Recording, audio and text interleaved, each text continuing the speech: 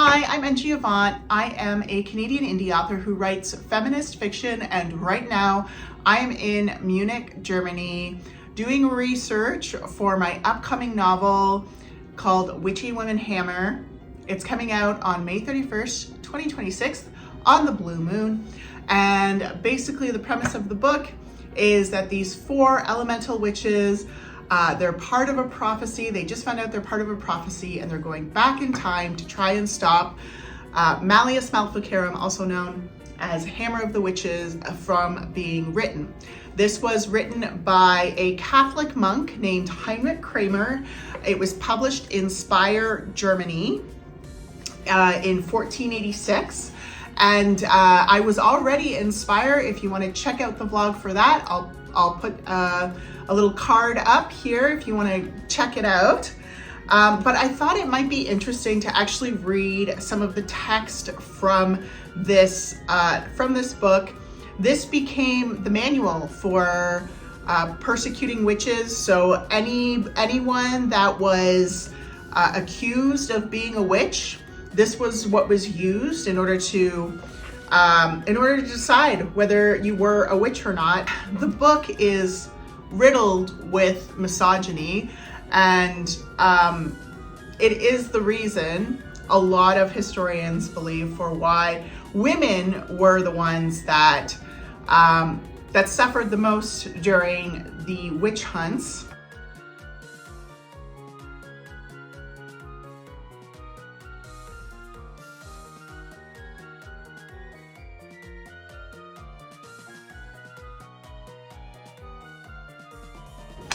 They were the ones that were primarily accused of witchcraft.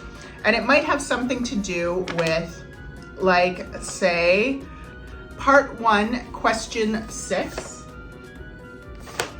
That is, concerning witches who copulate with devils, why is it that women are chiefly addicted to evil superstition? So it goes on for pages about why women are more likely to be susceptible to the devil. I'll read an excerpt here. But the natural reason is that she is more carnal than a man, as is clear from her many carnal abominations. And it should be noted that there was a defect in the formation of the first woman, since she was formed from a bent rib, that is, a rib of the breast, which is bent, as it were, in contrary direction to a man, and since through this defect she is an imperfect animal, she always deceives.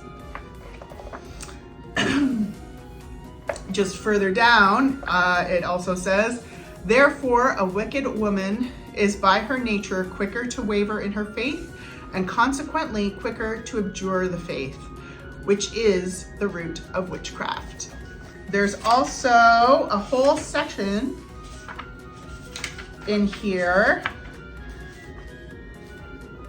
about midwives and why midwives are witches, not doctors, because doctors were men, but midwives were women. So there's a whole section of concerning midwives. The witches who are midwives in various ways kill the child conceived in the womb and procure an abortion, or if they do not this, offer newborn children to devils.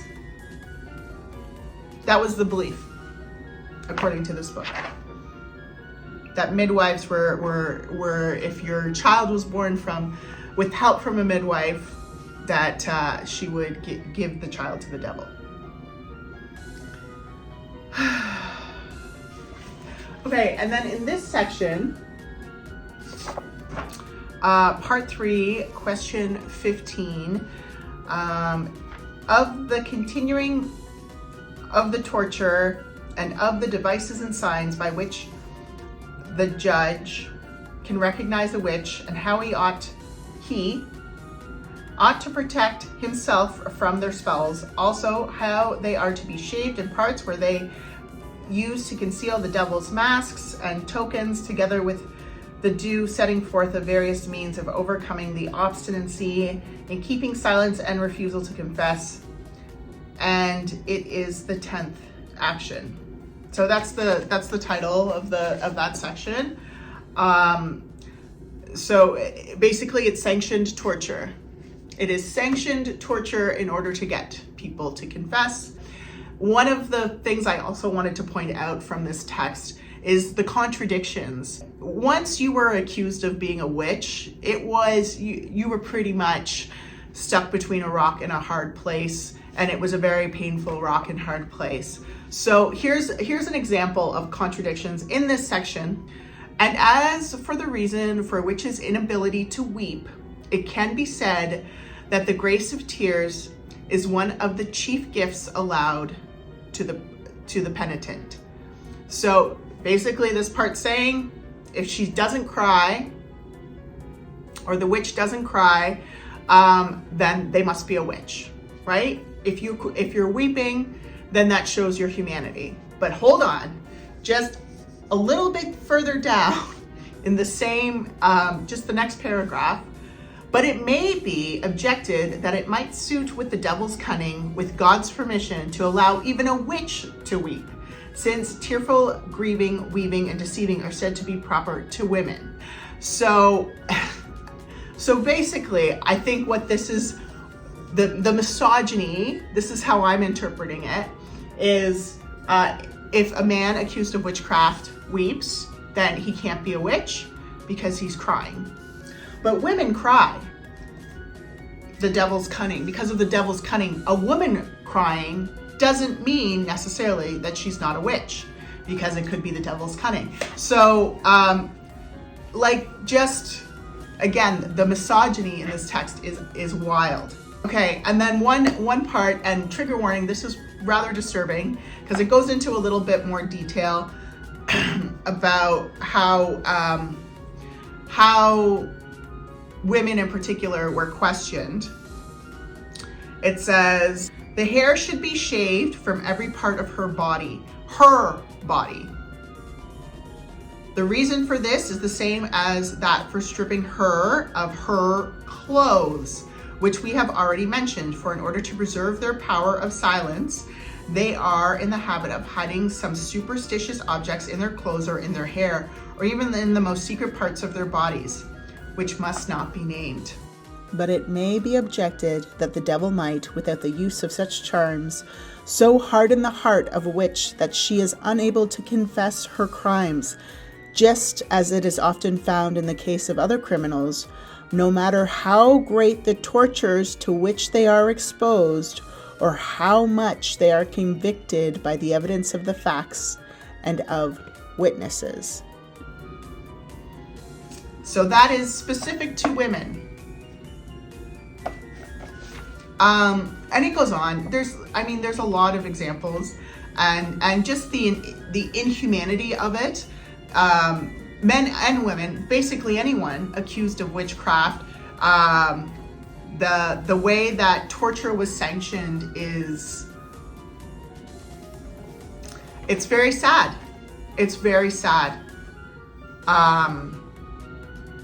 And may this never happen again. May we never repeat this mistake. But I'm gonna put that away for now. Moving on.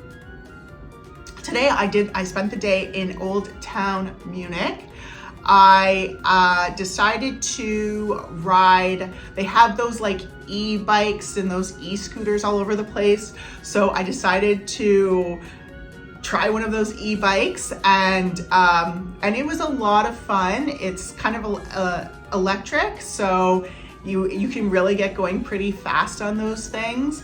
And just an observation about the efficiency and the way the infrastructure, the way that they have built their infrastructure here in Germany is amazing. There is the street where the cars are, and then there's parking, there's the street parking, and then there's a specific sidewalk that's meant for cyclists, for biking or for those scooters, and then there's the actual sidewalk for pedestrians.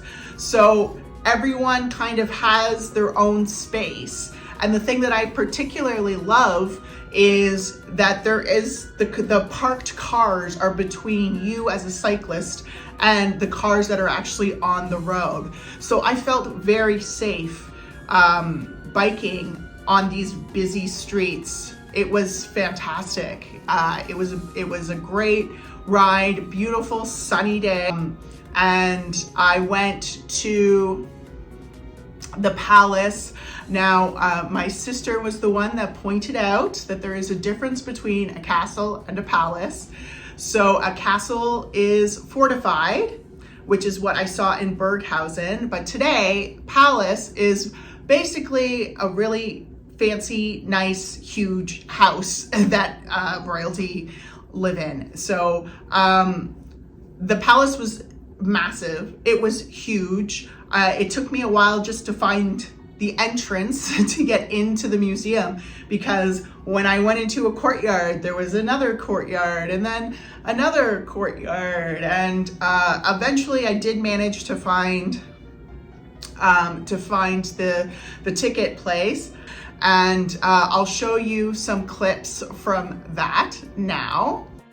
The residence was first built back in 1385 as a fortress for Bavaria's ruling family at the time, and over the next few centuries it slowly turned into the largest city palace in Germany.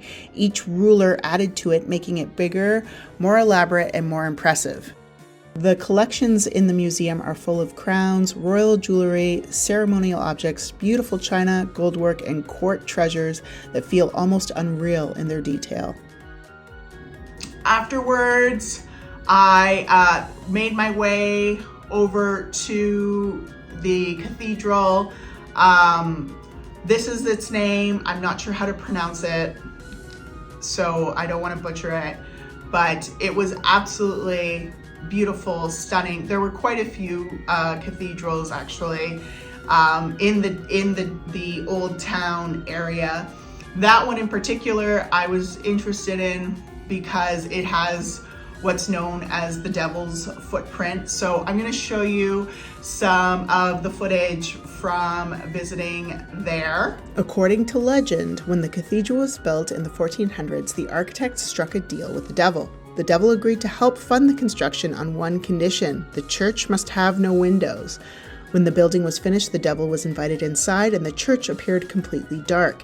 Satisfied, the devil stamped his foot in triumph, leaving behind what's now known as the devil's footprint, still visible in the floor today.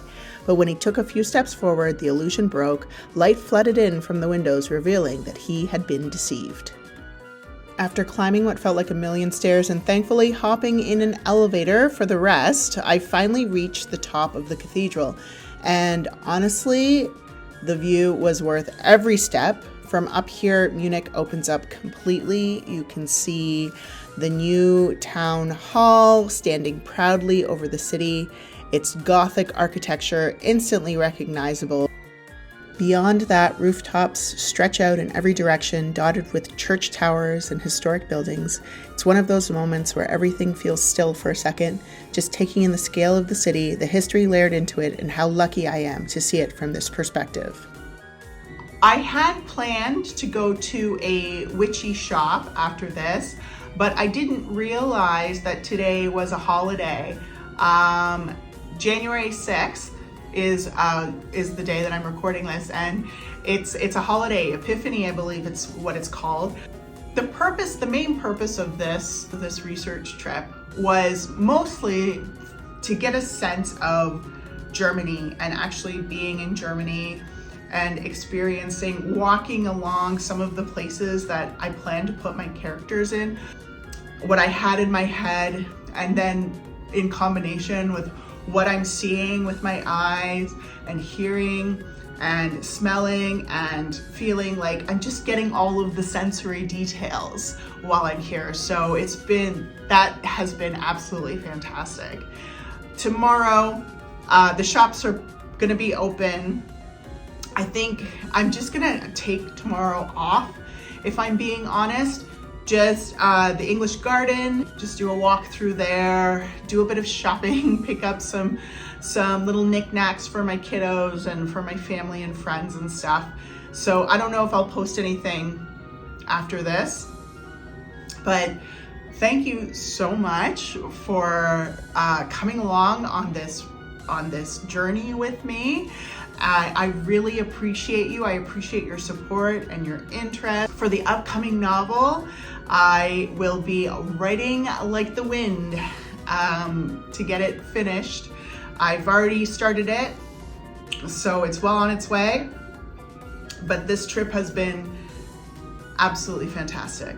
What an absolute blessing. I feel very, very lucky, and I'm very thankful for you. Thank you so much for being here, and I will catch you on the other side maybe once I'm back in Canada. So bye.